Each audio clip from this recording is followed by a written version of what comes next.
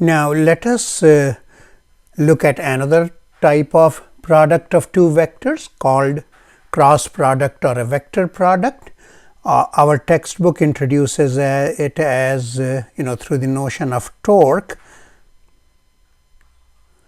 So let's consider these vectors A and B and the angle between them being theta, and as in the case of dot product, we want theta to be between 0 and 180 degrees, and let's assume for the moment that both A and B are non-zero vectors. So cross product of these two vectors A and B is defined as, so you have magnitude of A times the magnitude of B, and then times sine of the angle between the two, which is theta at this time, right? So here we have sine of theta, and then we are writing a unit vector here. Let's call that n, and n is a unit vector. Let me just put that in kind of a vector format. So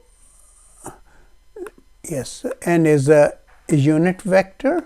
Okay, and the unit vector n is defined in, or n acts in such a way so that A, B and n, they form a right-handed system. That is, if we have our thumbs up in this manner, say by right hand, and the first finger is pointing towards A and second towards B, and this is the sense from A to B, then n is along the thumbs up, assuming that this angle is 90 degrees. That is, n is perpendicular to both A as well as perpendicular to B.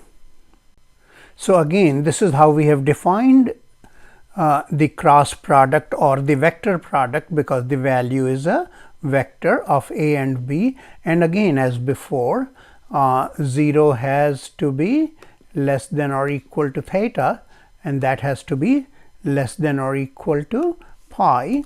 So which means sine theta can't be negative, and you can see that the magnitude of this vector here is going to be this quantity here, and n hat is the unit vector that gives us the direction of A and B. And as we just said, A and B, both of them are perpendicular to, so A and B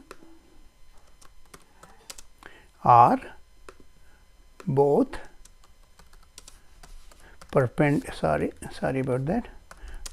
perpendicular to who?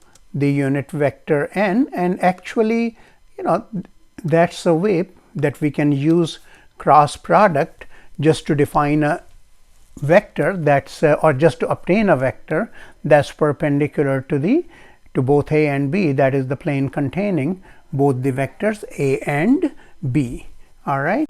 So for the first computation, let us take our basic unit vectors I, j and k, that are unit vectors along the positive x-axis, positive y-axis and positive z-axis, and these three vectors are mutually perpendicular, and I, j and k, they form a right-handed system.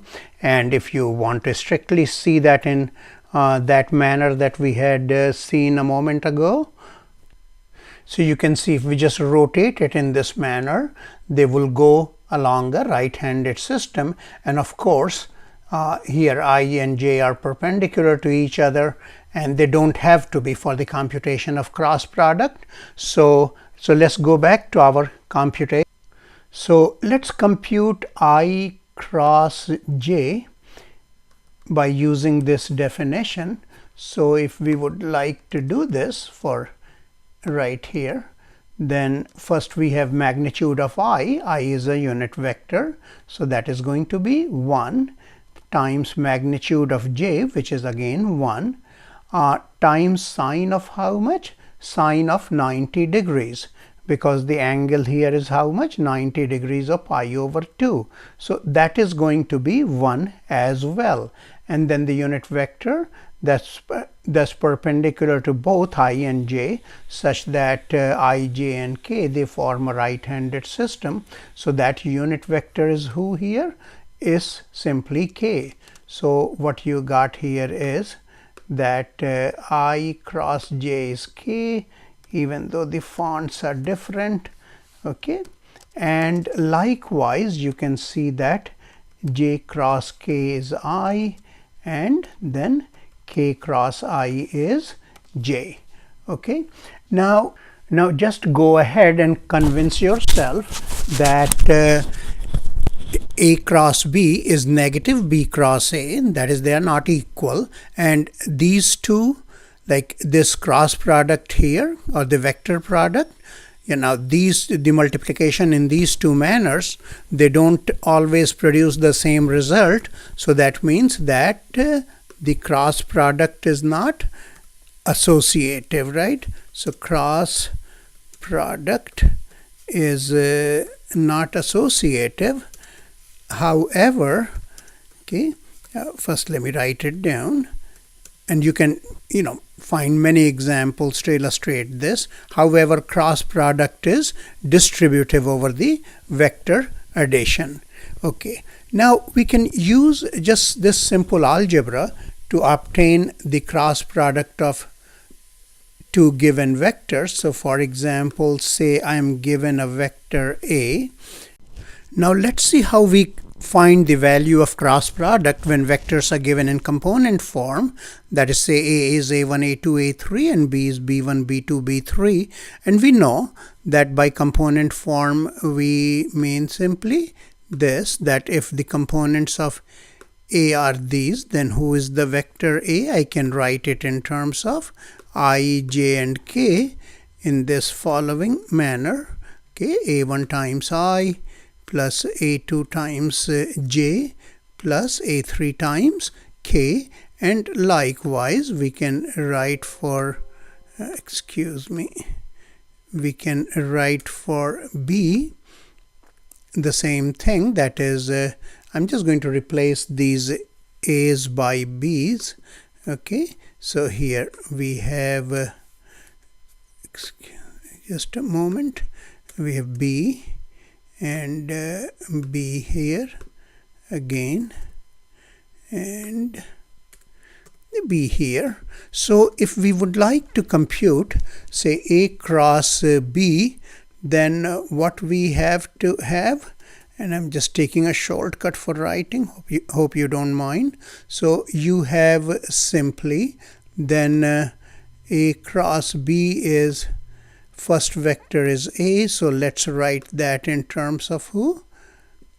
A1I plus A2j plus A3k, and then we are going to take its cross product with the vector B. Okay, now you can see this, that you can use the distributive property, that is I, j, k, all these three vectors can be distributed over these. So when you distribute and compute the product, and of course whenever you get say I cross j, all right, so I cross j is going to produce what for you? Sorry, I cross j would be who? Let me just change that to math. So I cross j is k, and when we come across j cross I, that will be who? Negative k, and we just found those values a few moments ago. So if we go ahead and use that, what we shall find is that this scalar product is, this vector product is this vector quantity. All we did was we distributed, we distributed these terms over this, used I cross j is k, j cross I is negative k, etc., etc. And that's what we will come up with. Now a shorthand for this is that if you just look at this term, and then you can see that who this is this is simply an expansion of this determinant. Okay, if we expand it with respect to the first row, okay, and so we have I, j, and k, and then we got a1, a2, that is the components of a in the second row, okay, and then the components of b in the third row, okay. And I'm just going to review the expansion of this determinant for you, that how to expand it. But let's just take a numerical example to make things easy, or just like a little more convenient.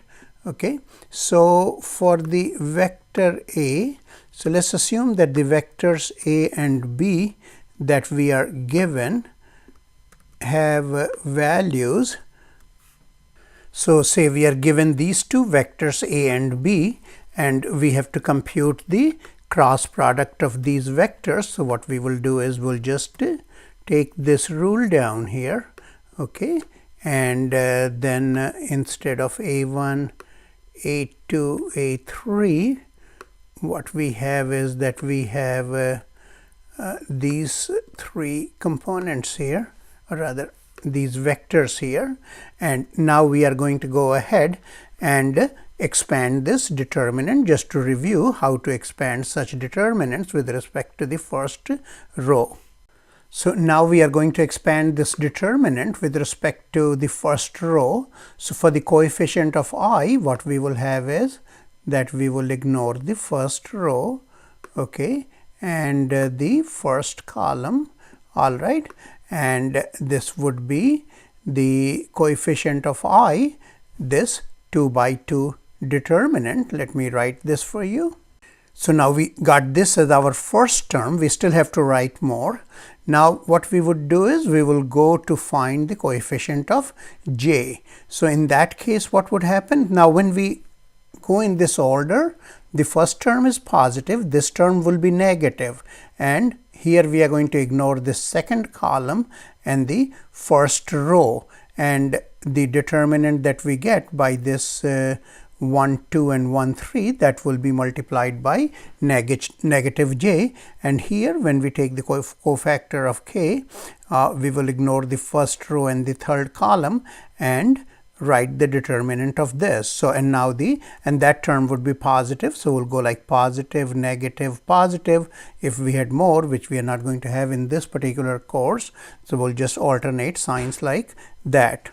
So then the entire value will turn out to be this quantity, okay. And for 2 by 2 determinants, you know, you multiply this first diagonal, then subtract the product of this second diagonal. So if we go ahead and quickly do this, that is write the values of this down, what we will get is, first we are going to get 1 times 3 minus, so like, no, sorry, here made a mistake, negative 2 times 3, I apologize, and then minus this 1 times 1, okay, times I, then minus, okay, then we have 1 times 3, right, and then we have minus 1 times 2, okay, j, and then plus, we got this here, so 1 times 1 minus negative 2 times how much?